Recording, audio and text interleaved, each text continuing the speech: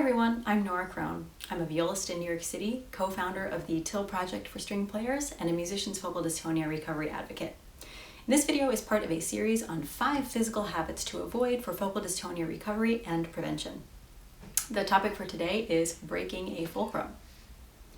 I do want to mention that these habits are best to avoid regardless of whether you have dystonia or a different injury, or even if you're not injured.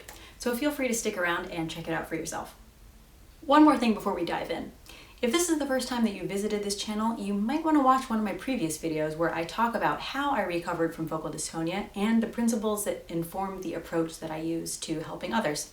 I'll leave some links down below, but the short version is that after working with violinist Sophie Till to learn a system of playing that's based on concrete physical logic, my dystonic symptoms gradually disappeared.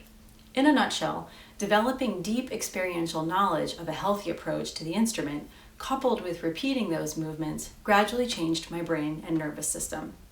After 2 years of work with Sophie, I was able to return to professional playing. I'm now 100% recovered, and my mission is to share this information as widely as possible. These videos are a useful entry point, but I do want to be clear that the best possible strategy for recovery is direct one-on-one work in this approach. So that brings us to today's topic, breaking a fulcrum. So we have fulcrums throughout our body. The feet are one example. By moving over the fulcrum of our feet, we can maintain equilibrium even when moving our body out of center or changing our overall weight distribution by picking up something, for instance. The joints in our fingers are also fulcrums, as are our knees. But the fulcrum I'd like to focus on in this video is one that comes up a lot in string playing, and it's the wrist. So let's try something. If you just tap your head a little, or your leg, or maybe your opposite arm or the wall, just notice the relationship that your wrist has with your forearm, hand, and fingers. Probably it feels very aligned right in the middle of that whole unit, neither thrust outwards nor collapsed inwards, and not broken sideways. It also has a springy, resilient quality, neither rigid nor floppy. And both of these elements, that is the alignment and the springy resilience, are what enable the power of the forearm to be directed through the wrist and palm into the finger and then into the surface that we're engaging with. Now, try collapsing the wrist.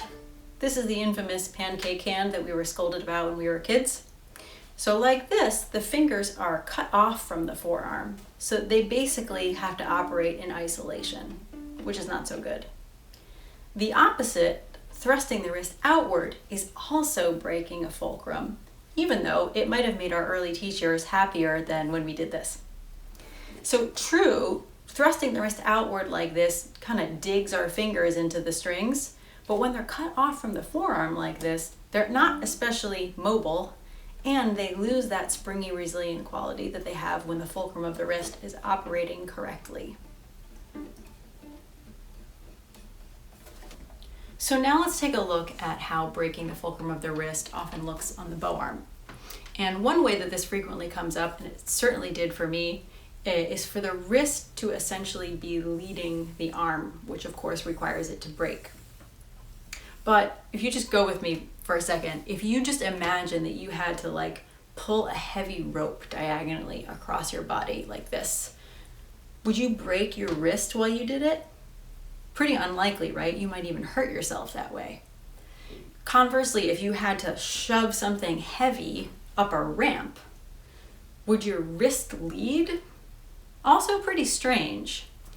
Now, obviously in practice, there are questions like how to achieve smooth bow changes, for example, or how to keep the fingers, hand, and forearm aligned with no wrist breakage at the extremes of the bow on all strings.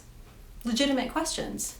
Now, the answers to those questions are beyond the scope of this video, but if the principle is that this mechanism is most effective and generates the most power and nuance when all of these fulcrums are operable and aligned. In practice, there's always a way to ensure that they stay that way. If you're curious to know more about this knowledge and how it can help you recover from pain and injury, including dystonia, I invite you to get in touch. And if you liked this video, please give it a thumbs up. For more videos on dystonia recovery, you can subscribe to my channel, and for more information on the TIL approach, you can subscribe to the TIL project. I'll leave links to both below. Lastly, please share these videos with anyone who you think could benefit. I'm Nora Crone, and my website is www.noracrone.com. Thanks everyone, see you next time.